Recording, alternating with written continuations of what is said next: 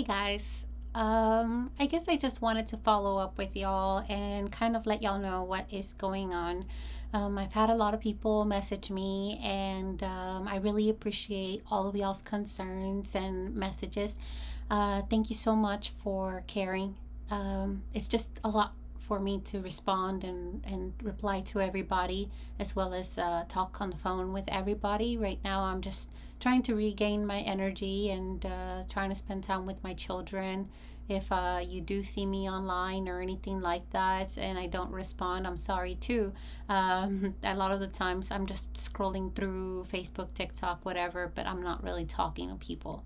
Um, so, a little rundown of everything that's been going on is about 10 months ago, I started having some issues, and I've been throwing up a lot and losing a lot of weight. My appetite started going away slowly, and by now, I pretty much can hardly eat. Um, so I did go to a lot of different doctors. However, I was kind of just sent home and dismissed.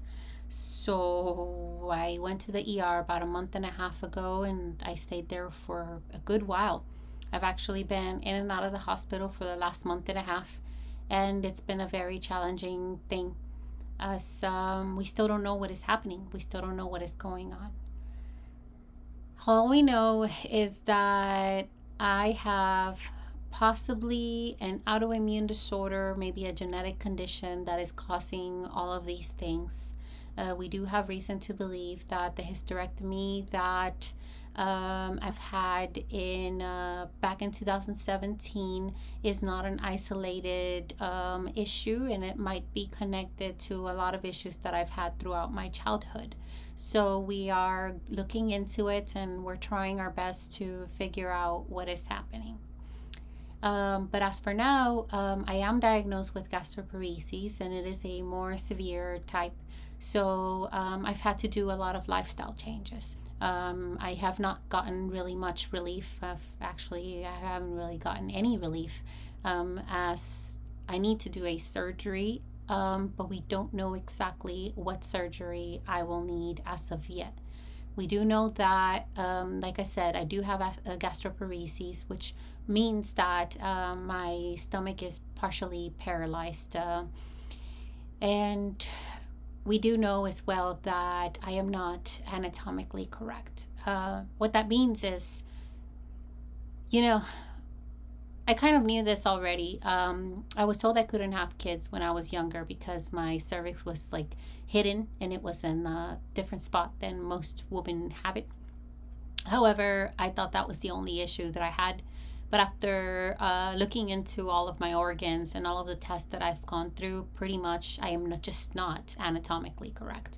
And we're trying to figure out what exactly is going on. What happened? Was I born like this? Did something happen to me? Maybe the surgery that I had a couple years ago made my organs fall out of place? Or is this no idea what is actually happening. But my insides are twisted. My insides don't work. And we're just taking it day by day. Right now, I'm doing a lot of outpatient procedures, a lot of outpatient testing, I'm sorry. And I have quite a few more tests to go before we can establish what is happening. However, my first surgery should be coming up shortly. And we should be at least fixing my large intestine, which is just not working properly as well. We're kind of finalizing all of the motility, questions that the doctor may have, whether, it all works, it all doesn't work, or what part of it does work, if it's even salvageable to begin with. And so, it's it's first and foremost, I'm okay. Obviously it's a very difficult situation for me. However, I have a lot of support. I have a huge support system. Is it hard? Absolutely. I mean, I'm pretty much having a whole lifestyle change. Um, my diet has had to change. I can no longer eat solids. I do have to eat like purees, smoothies, um, liquid soups. If I want to eat any vegetables, I have to peel them, then steam them or boil them, and then puree them. And it's not many that I could still eat. If you know me, you know that I am not a sweets person, and unfortunately, a lot of smoothies are it's just been really difficult. But it was either that or a TPN tube, and they were not going to let me out of the hospital if I was not eating properly. So I opted for the smoothies because I know how to eat properly and I know how to balance my diet. So I didn't think it was going to be too hard for me to do the, which is not. It's not hard to know, to do the math and how much protein I need, how many nutrients I need of what, and stuff like that. I can definitely keep my fiber intake low. I can definitely not eat meat whatsoever. I'm fine with that. And I know pretty much how much I can handle per serving and how many servings I can handle. So I've been doing good in that aspect. It's just hard, because I love food, and um, it's been just extremely challenging overall. I lost 50 pounds so far. None of the clothes that I was wearing a couple months ago fit me anymore. It's just, it's challenging.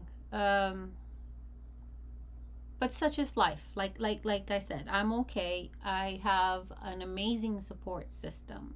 My family is doing a fundraiser right now for me, and they're helping me to be able to afford these medical bills, and they're helping me to be able to get some clothes that fit me. And my aunt is the one that bought me the smoothie and the little mini cooler that I carry with me.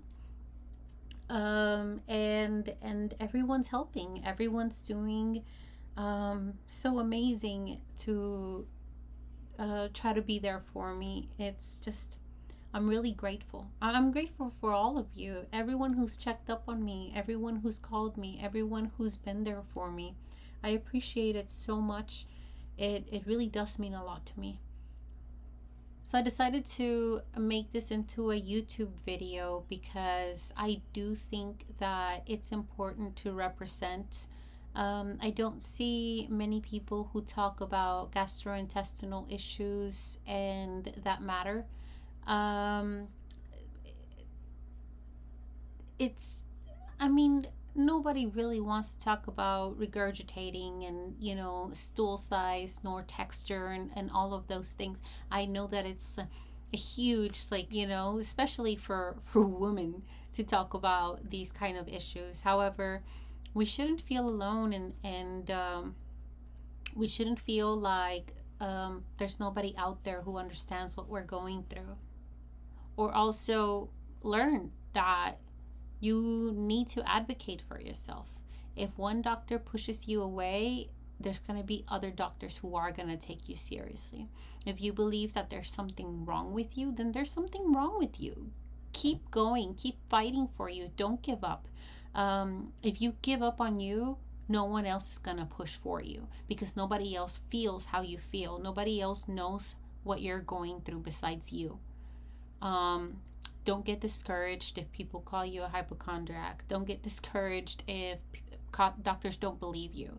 Don't get discouraged if they find nothing in the first initial tests.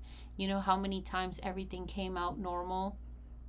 For me, millions of times. My blood work has always been normal. Um, but my body is not normal. Inside of me, it's not normal. And finally, I found a doctor to take me seriously and to do the right tests. And I'm getting there, and I'll get there. And this took 10 months. 10 months for someone to take me seriously. Last time, it took 2 years. So this time, I know a little bit better. I know a little bit more. I know a little bit. I know not to wait anymore. I know not to be discouraged and just go home and be like, oh, maybe I am overthinking. Maybe it is all in my head. Maybe I am just depressed. And then for everything to keep getting worse and worse and worse, it's not going to be like that. It shouldn't be like that. You should really stand up for yourself. You should really step up for yourself. If you're out there and you need help, message me. I will be there for you. I can give you pointers. I can give you a guideline what to do, what to present your doctors, what kind of medical history do you need to bring, how to even get your medical history. What is it that you don't know where to start? Please tell me. I am here for you guys too. I am here for all of you. I hope that you guys understand and know that I want none of you to struggle. I want everybody to get the help that they need.